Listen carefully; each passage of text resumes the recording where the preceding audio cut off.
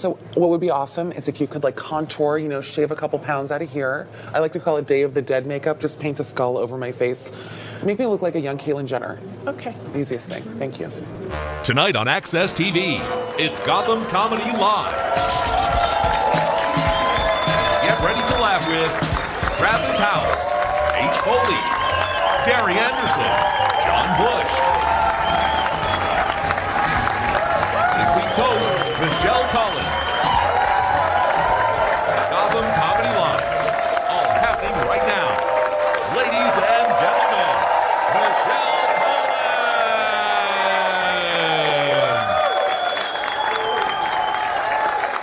Hi, everybody. Welcome to Gotham Comedy Live. Give it up. I always move this because it makes me look 9 times the size. Like, you never want like a skinny pole in front of you unless that's what you do for a living. Give it up. Hi. Oh my God, I'm very excited to be here. First of all, I love you guys here in the front. You're very close. It's like looking up at the Chrysler building when you're this slow. It's like terrifying. Honestly, this background, I look like Godzilla, like torturing. This doesn't help my height at all, like standing in front of a huge cityscape. I feel great. I feel thin. It was Yom Kippur. I fasted. I chugged. I call it the day where we honor Gwyneth. I just didn't eat the whole day. I read Goop. Not a recipe to be found. It was fabulous. I chugged a Diet Snapple. It was really great. He's the best. Raspberry flavored. Oh my God. Took it straight to Temple. I had a great time. When people are sitting so close to me here, I always wear like a loony tunic because I call it like my camel toe burqa because it's just like a little, I'm always like a little worried that it's like one lip or two. We'll find out soon enough. There's going to be a moment tonight. I wrote a little song about my camel toe. Can I sing it? It goes like this. Hi, thank you. Guys, I feel like Celine in Vegas. That is so nice. Okay, here it goes. It goes, these jeans right up when I close my thighs. Every second of the night, bam, I have a front vagina. These jeans that creep when it's warm outside. Every moment I'm awake, the further up they snake, further up they snake. Anyways, we don't have the rights to that song, please. I'll kill all of you. I have to say, thank you guys. I'm actually very jealous because there's a girl up here with bangs, and you have such gorgeous bangs. And I honestly, you see that I have this weird 1950s toupee thing going on because I'm growing my bangs out. And it hurts. It sucks. I'm telling you right now, it's going to suck for you. I'm really sorry.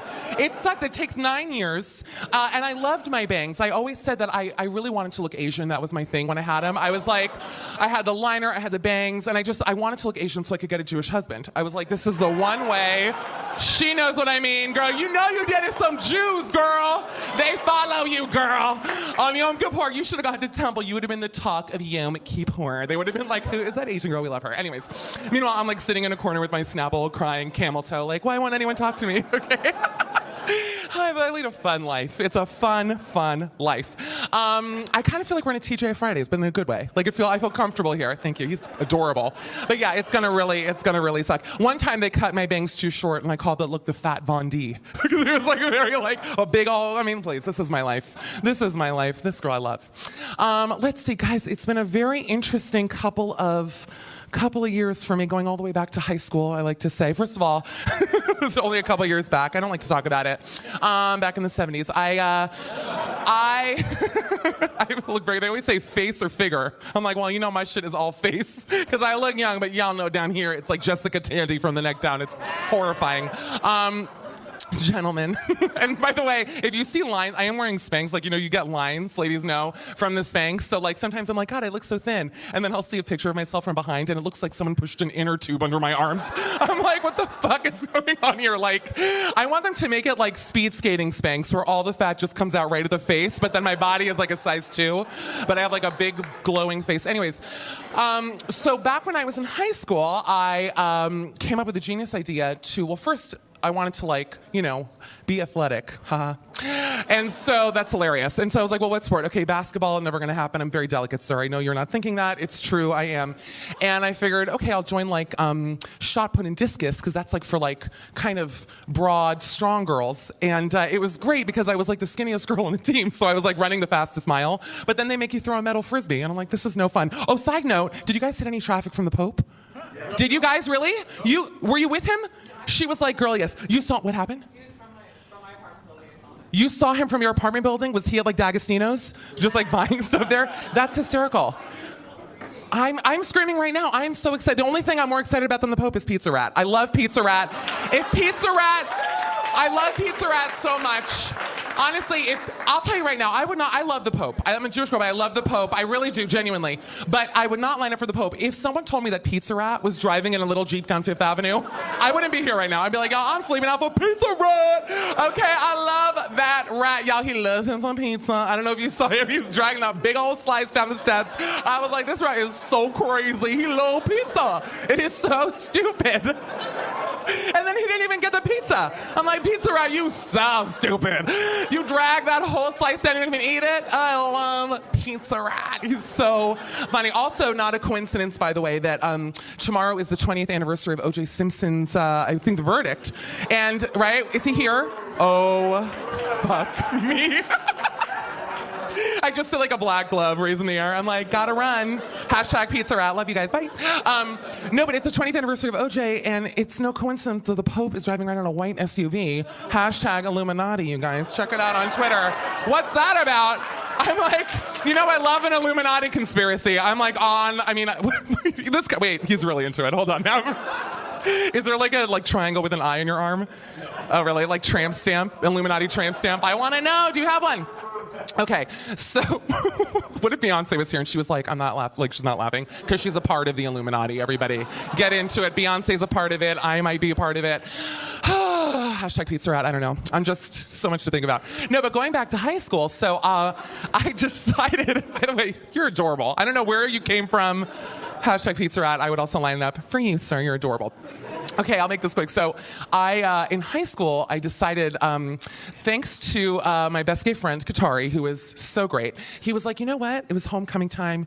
He was like, you should run for homecoming queen. And of course I was like, haha, that's a great idea. And then I think I got too much sun one day. Like I got sun poisoned and I was like, I'm doing it. It was like the same feeling I had when I auditioned for American Idol, and it began as a joke. And then by the end I was like singing Jodeci and I was like, I got this. And then I was like an outtake. It's fine. Anyway, so I was like, this is great. I'm going to run for homecoming queen. And it was actually exciting. I got to the top two. So it went homecoming queen and then homecoming senior princess. And it was very exciting. Like we had to go to this football game. And this is kind of an interesting fact. I'm from Miami. By the way, any Miami people here? Really? Yes. So wait, maybe you know this man I'm about to mention. I went to high school with a huge celebrity, folks, and you'll never guess. Remember the guy who he took bath salts and then he ate that guy's face off? Yeah, that guy was in my graduating class, okay? I was like, that's how you know, that's why people want to get rid of Florida as a state, okay? Because that guy was at my homecoming, and I remember looking on like some website and seeing like a picture of like a Costco cherry pie and being like, what's that about? And I was like, oh, that's a man's face. And I know the guy that ate that face. So that is a hashtag Miami, hashtag Illuminati, hashtag Pizza Rat. Okay. Anyways, so I'm just adding them on. But no, that guy was there. So anyways, I go to this homecoming thing, and Katari tells me that in order to win, it was me against a girl named Sharon Walker, spelled Sharon, hashtag Miami. Sharon was amazing. We loved her. Anyways, so it came down to a song. This is really true. And he taught me this song. It's my high school song. And now I know you guys already know that I have the voice of an angel. I clearly proved that earlier tonight. But anyways, no, so we had to sing this song, and it was extremely moving. And I lost, which was fine. And I actually went to hug Sharon, and I thought she was like welcoming me with like beautiful open arms. And then as I went over to hug her, she actually punched me in the face. That is not a lie. Punched me in the face. And I was like, Sharon, how could you? And then it was like the guy ate the guy's face off. Pizza Rat, here we are. But I do want to sing, if you don't mind, may I sing my high school song for you guys? Because it's actually, I want you to know, we're ending on this. But I really want you to know something. This is a gift. This song has never been put on Laserdisc. It's never been put on A-Track. This is not on iTunes. This is a one-time only situation, and it is the most beautiful song. Here we go. Far beyond our dreams and our wishes, far beyond our hopes and our fears. Rise the challenges of tomorrow that we face throughout the coming years. Bump, bump, bump, bump. We strive towards the light. Boom, to fix our eyes on the stars of truth. This is our hope, our challenge, light and truth in search of tomorrow today. And that is a public school song, ladies and gentlemen. So don't you dare tell me that Miami Public Schools, thank you, sir. Guys, thank you for listening to that. We have such an amazing show. Please stick around. All our comics are coming up next.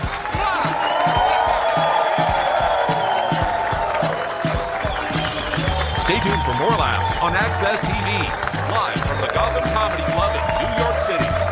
Travis House is taking the stage when we return.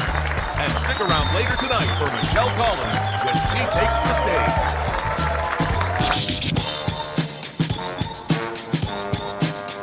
Nobody wants to believe their parents are having sex. You never believed your parents are having sex, right? No, I used to think my parents were playing cards. I did. I'd walk by their room at night. I'd hear my mother shout, "Hit me." I thought they were playing gin rummy. And now I'm responsible to teach them about sex. You know, my mother never taught me shit about sex. She would say things to me like, "Why buy the cow when you could get the milk for free?" This annoyed me on so many levels, you know? Like, first of all, not only am I not a cow, but I'm lactose intolerant, okay? Welcome back to the Access TV presentation of Gotham Comedy Live. More laughs happening right now. Okay, guys, thank you so much. All right, we're going to get the show officially started. Your first comic of the night, hilarious guy, great t-shirt collection. We talked all about it. You've seen him on NBC's Late Shift. You're going to love him. There you go. Please welcome to the stage, Travis House.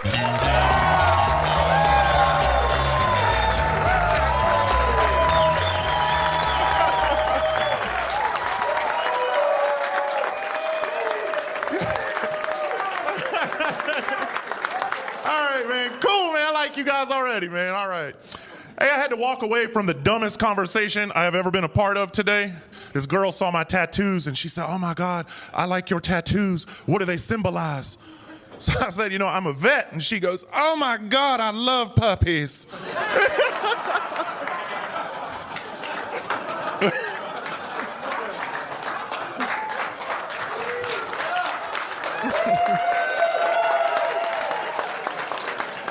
I told her, I said, "I'm not that kind of vet. I'm actually a veteran." She goes, "Oh, so like you don't eat meat."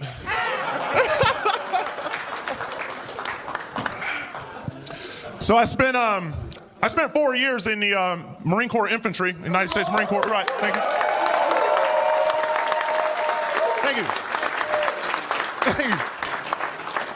The biggest thing the Marine Corps taught me was how to be secure in my manhood and my sexuality, right? I had to learn the hard way really quick to get secure really fast in cold weather training, right? The first thing they teach you during cold weather training is when your buddy goes down with hypothermia, the fastest way to get his body temperature up is to get in a sleeping bag with him, naked, skin on skin contact, right? And the big question at 18 years old was not, do I get in a sleeping bag naked with another dude? Because you're going to do whatever it takes to save your friend who is freezing to death. The biggest question we had was, what position do we get into?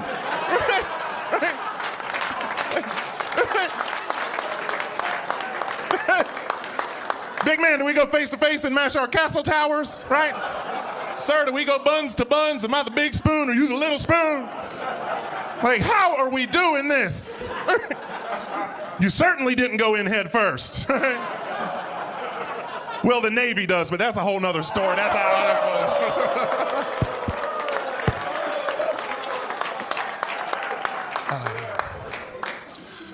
After I got out of the Marine Corps, I became a police officer and then a firefighter. And one of the highlights, no, you won't be clapping at the end of this. One of the highlights of my firefighting career was I was selected to be on a firefighter fitness calendar. And that was cool because at the time, in my mind, chicks dig dudes on firefighter fitness calendars. Right? That's right. What I did not realize is there's actually a lot of dudes that dig dudes on firefighter fitness calendars. Right? Right? I had never been hit on by so many gay men in my life, and I loved it. I embraced it like cold weather training. I owned it. The first time I got recognized from the calendar got really awkward for both parties involved. Because I walked into the gas station, and when I did, this little gay clerk that was working freaked out. He lost it. He goes, aha, OMG!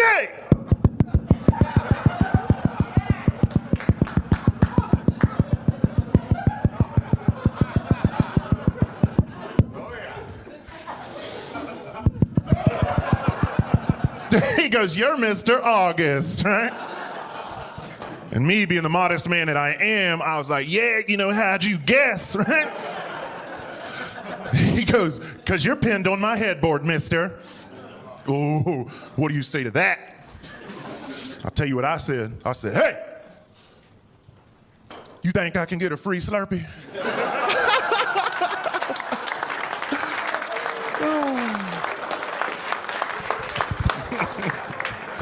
You guys know I got a free Slurpee. So I've had all of the underpaid, underappreciated careers that one man could possibly have in his lifetime.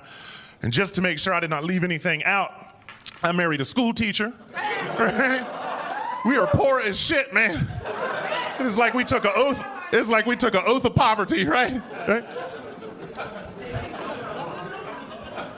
We have a really good marriage, but unfortunately, I'm the one that brings all of the baggage into our relationship because of my past professions, right? Different personalities will come out at the wrong times. Right? My wife turned 31 years old this year, and I wanted to do something really special for her, so I called her up, and I said, baby, when you get home, I want you to get dressed out. I'm taking you to a surprise birthday dinner. She said, okay. So that's what she did. She came home, and she spent the next 17 hours getting ready. By the time she was ready, it was no longer her birthday, and she was eligible for Social Security. When she walked outside, right, I was standing there with the car door open because where I'm from, chivalry is not dead. But that's when it got weird because, like, as soon as she was getting in the car, I accidentally flipped back into cop mode, and I put my hand on top of her head. I was putting her in the car. And she just got her hair done, and she's like, get your hands off my damn head. I said, who are you talking to? Put your damn feet in the car. She's like, shut the door. So I slammed the door. Now we're arguing through the glass like a bad episode of Cops.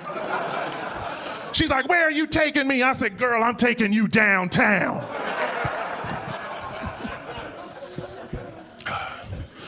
But women like to hold a grudge, don't they, fellas? Yeah. Right. Because I figured she would have gotten over it by the time I got into the driver's seat. She was not. She was still very upset. She had her arms crossed. She was like, why do I have to sit in the back?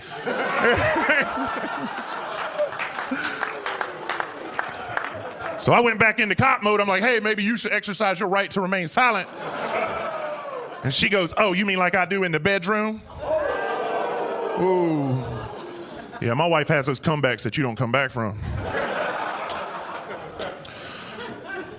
When I was in the Marines, we communicated with hand and arm signals, very stealthy. This means halt. This means I've spotted the enemy. This means negative. That means move out. You guys know, y'all seen Black Hawk Down. Every once in a while, I try to communicate with my wife the same way, but it gets awkward, you know, because she'll try to communicate back to me using girl hand and arm signals, and it gets really confusing. But she has a great way of getting her point across.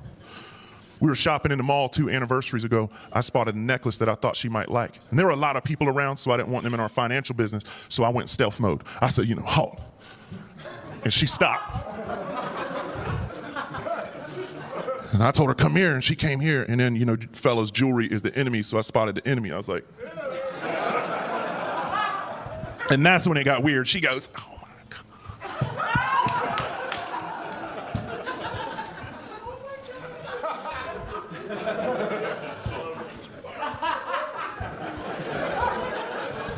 So I turned the price tag over and I saw what it cost. I said, negative, Ghost Rider, move out.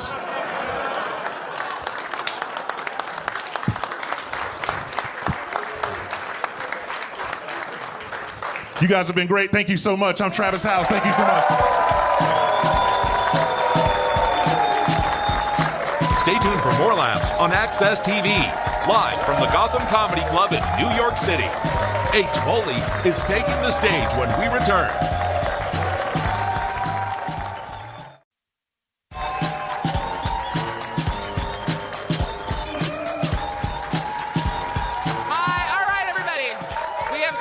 More comedy. These people are maniacs and I love them so much. We have a lot more comedy to bring to you guys, so I'm gonna go continue drinking wine. I'm having the best time. And while I'm doing that, please welcome, you know this next guy. He's in Center City Comedy. It's a hilarious sketch group and his name is H. Foley. Everybody bring him up!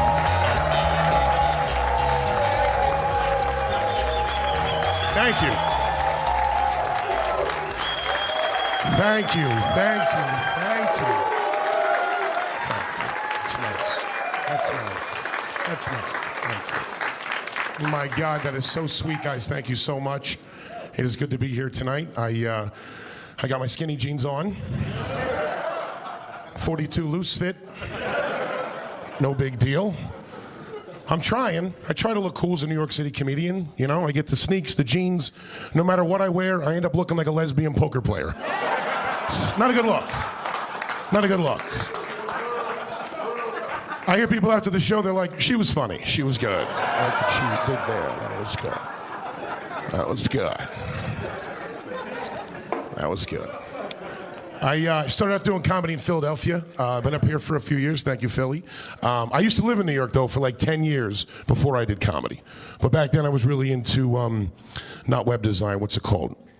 Cocaine. Sorry, I couldn't think of it. Well, drug problem. I learned a lot, though, about prostitutes. You pay for your sins, though, you know, because now I'm 39 years old and I work part-time as a waitress, all right? I say waitress because I work at this cute little Greek boutique restaurant in the West Village, and the wait staff is me, an overweight comedian in his 30s, and 4 of the hottest 22-year-old girls that I have ever seen in my life. Like, I have no idea how I got this job. The only way I could figure I got the job is through some new version of affirmative action. Like they had to hire a fat guy. Like my boss was in the office with a stack of paperwork like Obama's all over me.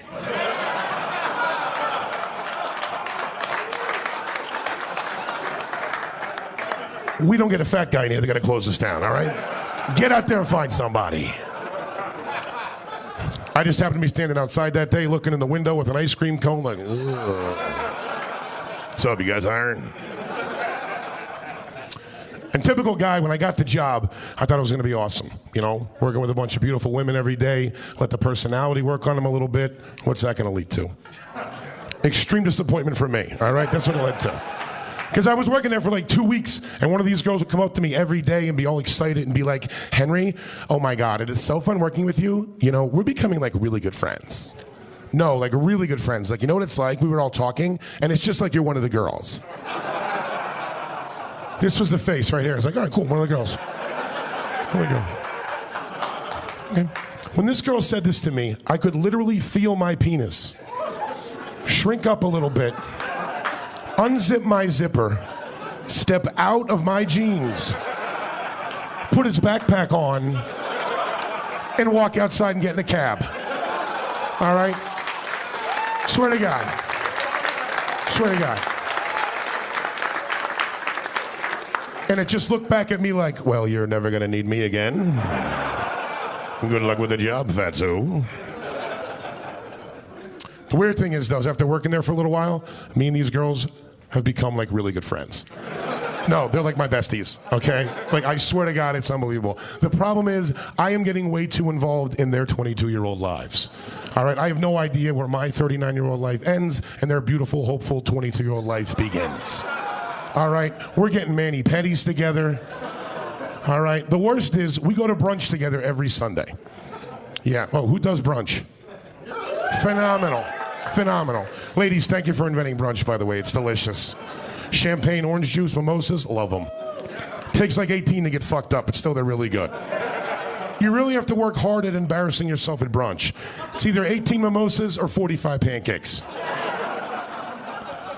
But the problem is, I'm becoming one of the girls. Like when we go out, I'll be the one that Instagrams what we're having for brunch and post it online.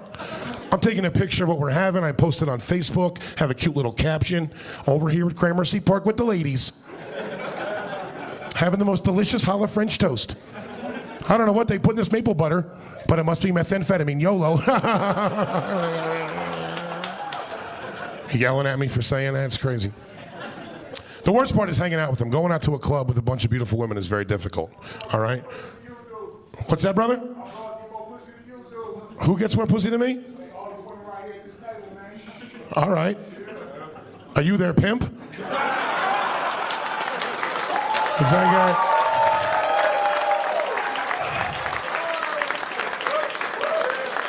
I got a 20 on me. Can you spot me the other 5? All right. Thank you, Meek Mill in the back. I appreciate that.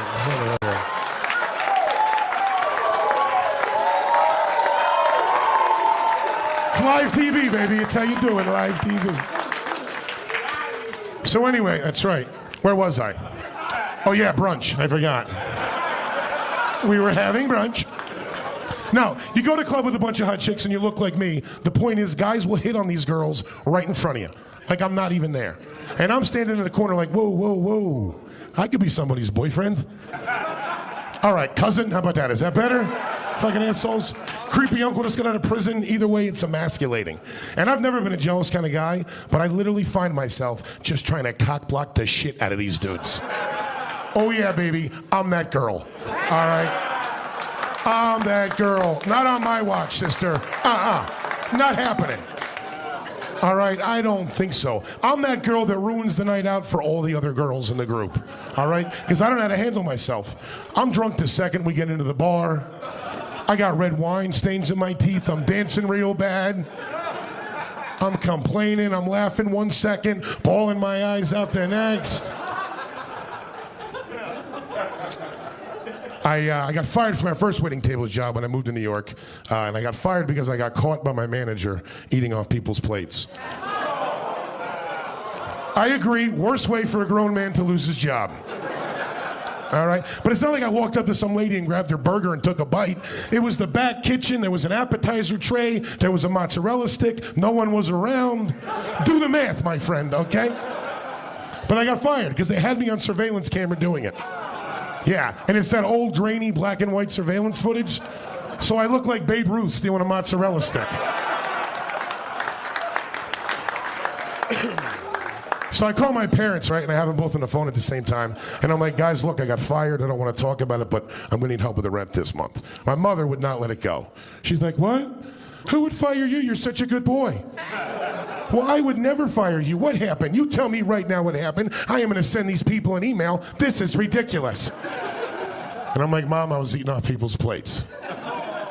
And then she goes, you're disgusting. All my dad wanted to know was, what were you eating? What was in front of you that you could not contain yourself like a human being? Now, the only thing that saved me is my father's notoriously cheap, and he loves seafood. So I told my dad I got caught eating scallops. First thing I thought of, I was like, scallops, Dad, they call me eating scallops. And he wanted to get so mad I could tell, but he was just like, scallop shit, they're market price. You did the right thing. You're a good kid. I'll catch you in check. Guys, I'm Mitch Foley. Thank you so much. You're awesome.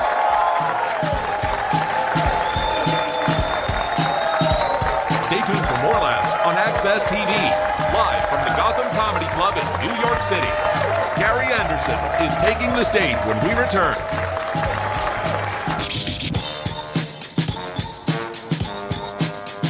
I'm in the left lane, West Side Highway. There's a town car in front of me doing about, I'd say 55. I was doing about 165.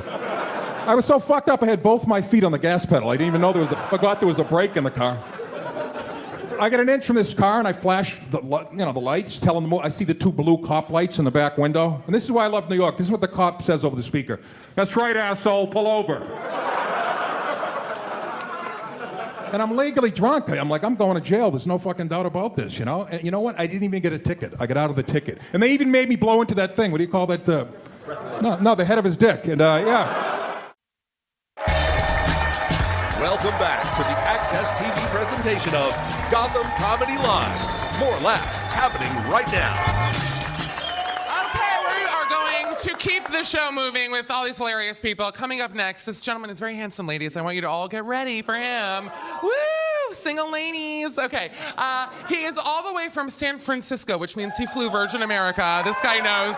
Please give it up for Gary Anderson.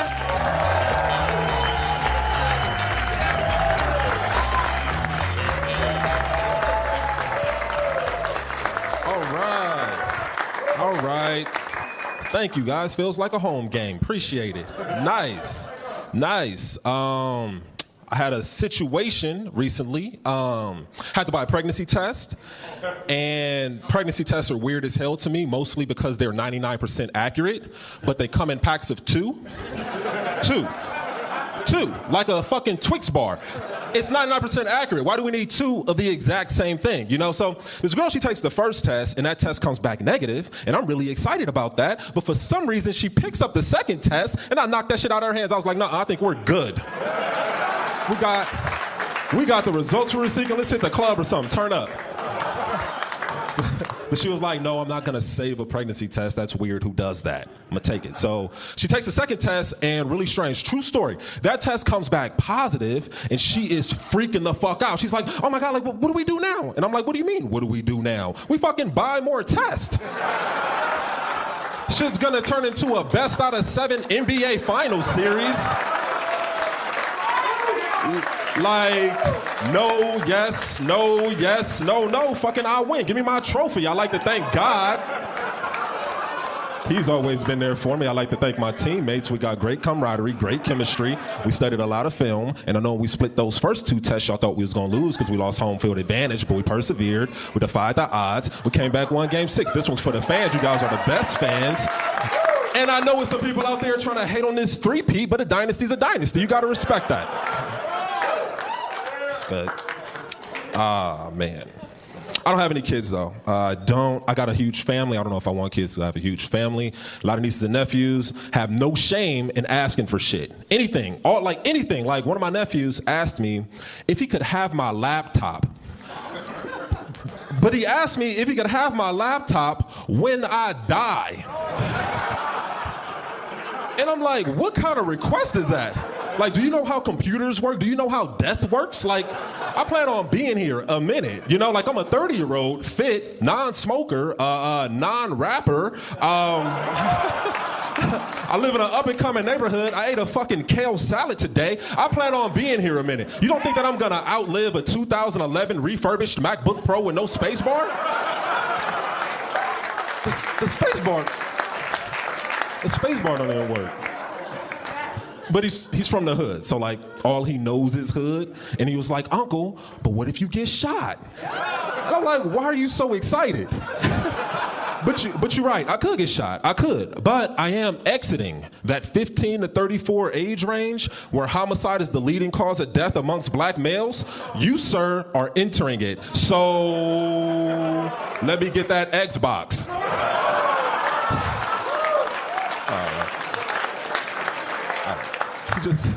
He just thinks I'm old, you know, and I'm starting to feel old, but not like arthritis old. Just old, you know? We're like, ginger ale tastes fucking amazing now. And I don't know when that happens, you know? I don't know how I got like so mature, you know? It's just like ginger ale, please. Yes, I'm a homeowner. Like, I don't know when that happens.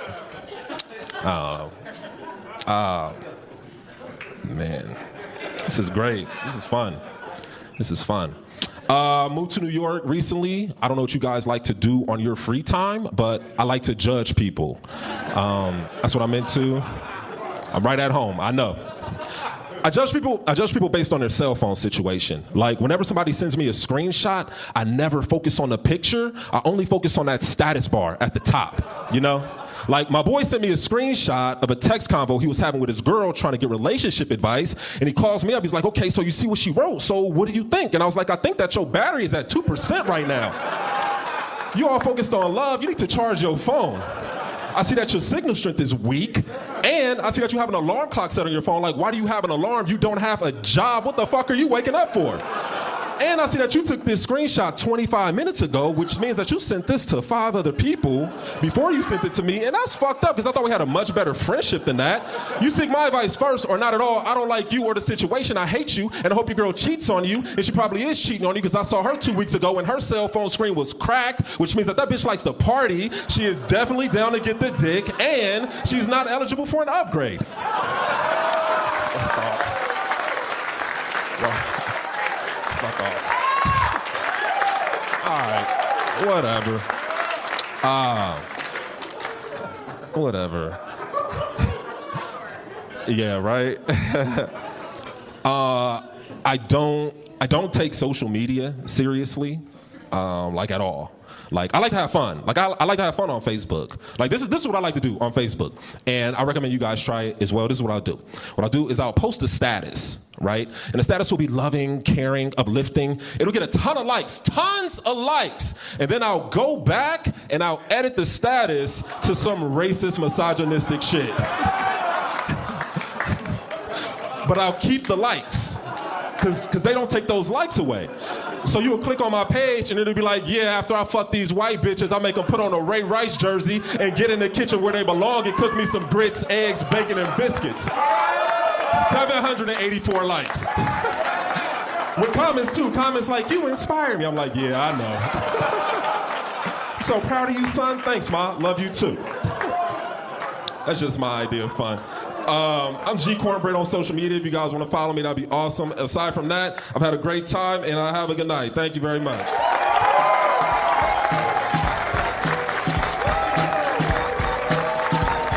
Stay tuned for more laughs on Access TV, live from the Gotham Comedy Club in New York City. John Bush is taking the stage when we return. Welcome back to the Access TV presentation of Gotham Comedy Live. More laughs right now. Okay, everybody, I'm very excited to introduce this last comic tonight. He is a lovely guy. He's from Iowa, corn country. 2 people from Iowa here, so you better laugh, you two. Anyways, you've seen him on Law & Order SVU, which is high chic. I want to know what you did. Were you a corpse or were you a body on it? Or did you have a speaking line? I had like 5 lines. Wow. Are you in the guild? That was my line, and then a gung gung. That's very exciting. Please give it up for John Bush, everybody.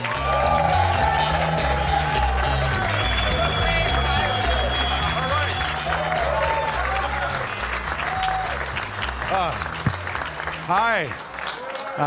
My name is John Bush. That's 2 places people piss.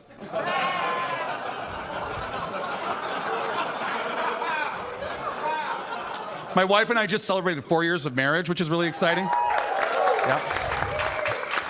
And her name is Barbie, so she's Barbie Bush. That's right. And she's a hairstylist, so I got the hookup. We've been trying to exercise a lot. Recently, we did yoga, or as I like to call it, try not to fart for an hour. Dudes, has any dudes here done yoga? Don't, because you will fart. My wife was like, let's do yoga. I want us to do something together, like yoga together. It'd be amazing. And we did, and it was all women in the class. And she's like, let's be in the middle. I was like, no, by the side with a window and a fan. And in yoga, you focus on muscle groups that you normally don't think about. And as a result, you forget about other muscle groups. So just in the class, into this yoga position called downward facing dog. I went into methane emitting wildebeest was my position, and it was Carnival Cruise Line loud, unmistakably mine, fart. There was only one tuba in the symphony. It was just like, yeah. And I looked around expecting to get the who got the chi look. Thank you, 2 people. And I expected to get the mean look from all the girls, but they didn't even seem to bother them. It's like they heard my big fart, and they all decided to get their little toots under that one right there. It was a window of opportunity. I farted, I was like, and the teacher was encouraged. She's like, people are just really letting go of negative energies. I was like, yeah, I started it, bitches. My wife and I just got a house for the first time, and it's really, so exciting. And I'm super sensitive about everybody's opinion about the house. My wife's sister saw the house for the first time. She goes, what a wonderful little starter home. I'm 47. I'm on a 30-year mortgage.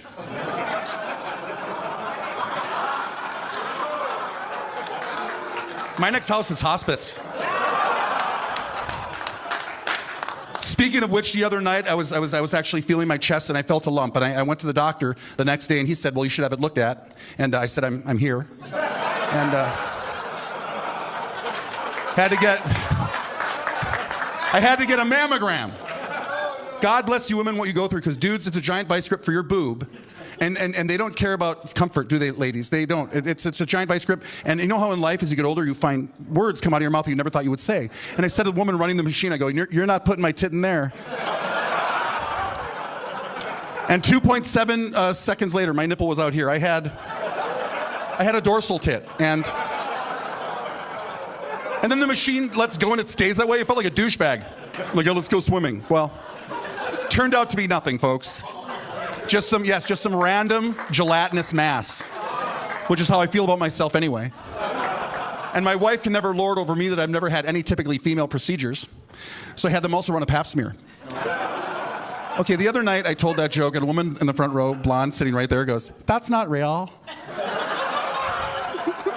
And it reminded me of a young lady that helped me one time at the mall when I was trying to get a shirt at the store, and this girl helped me, and this is how she talked. Anyway, sir, just to let you know, honestly, if you're going to try anything on, just go to the dressing room, okay? Because I will bring you some great shirts, and it'll be really great. It was like she had to have a mouth transplant, but they ran out and had to give her a butthole. That's what it looked like. I can only give blowjobs to guys with really small penises. I've learned a couple things in my first 4 years of marriage. Number one, I've learned my wife doesn't want any evidence of my existence in the morning before she goes to work. She hears me breathe, she's annoyed. So that's when I try my jokey jokes out on her when she's in the bathroom, putting on her makeup, because she's the worst audience ever. If they work, holy shit, it's got to be good stuff. So the other day I went in there, I was like, honey, what do you think of this? And she goes, you're a butthole. I was like, thank you. The other thing I learned is that my wife, she told me one day, she said, John, you are not a good listener. So I went to the hearing doctor. And after running a couple tests, he showed me a chart. And he said, hey, John, here's a frequency you're missing. And it's most women's voices. So I told my wife, want to get something through to me, you got to go doo-wop bass singer guys. Be like, bow da bow, ba-dang dang dang. Pick up your fucking socks off the floor. Yip-a-dip-dip-a-dip-dip-dee. The nice knives don't go in the dishwasher. Yip-a-dip-bow-bow-bow-bay. Please make foreplay a much higher priority in the bedroom. So people happy with football season starting? You like that? People, you guys are legendary tailgaters. I know this. And you guys like to tailgate. Don't tailgate for the wrong sport. I did that with my 4 buddies, and we got really drunk. And, you know, football, that's a good one, right? Baseball, sure. Don't do it for a track meet. My friends and I went to a world-class track meet, completely hammered, and we got in the dumbest argument I've ever been in my life. Up in the scoreboard at this place, it had the name of the athlete and their affiliation. But if they weren't affiliated, it just said unattached. But the D, the last D of that word didn't make it, and my friend goes, dude, this guy's from Unitache. Where's Unitache? I'm like, shut up, it's near Kenya, they make amazing baskets, shut up. I think if I could be anything, I'd be a figure skater, because they're the coolest, aren't they? Because they get to end their routine with this thing. I love that move, man. There's always a little look to the people in the crowd that hate that skater, the little screw you, I got a metal bitch now look. You gotta watch for it. It's always like, I do that after simple chores. I'll finish a chore at my house and I'll be like, dishes. My hero is Aaron Ralston. Aaron Ralston was that guy who was hiking out west a few years ago in the canyon, and the giant boulder rolled onto his arm, wouldn't come off. He had to cut his arm off to live. Remember that guy? But someday his 15 minutes of fame are up. And that means there's a chance he's at a cocktail party and somebody's bragging about their camping trip, and they don't know his story. Anyway, so it rained for 3 days. We thought we were going to die. I'll tell you that right now. Aaron, do you have a story? He's like, no. Okay. It's a little different than your story, but one time I was hiking out west, I was in this canyon, and this big boulder rolled onto my arm, and it wouldn't come off, and I was like, shit. Because it was a canyon. And as then the days wore on, I realized I got to do something. I remember on the 6th day, I just said, I'm not ready to say goodbye to life. And I remembered my rusty, trusty pocket knife. And I got that out, and I opened it up, and slowly began to saw through my arm. And finally, the last vestige of skin broke free. In a daze, I stumbled through the rest of the canyon, and then I rappelled down a big cliff with one arm. Never did that before. And walked 20.2 miles to safety and lived. Woo! But I got to tell you, I'm really glad it didn't rain like you guys had, because that would have sucked. Thank you very much. You guys are great.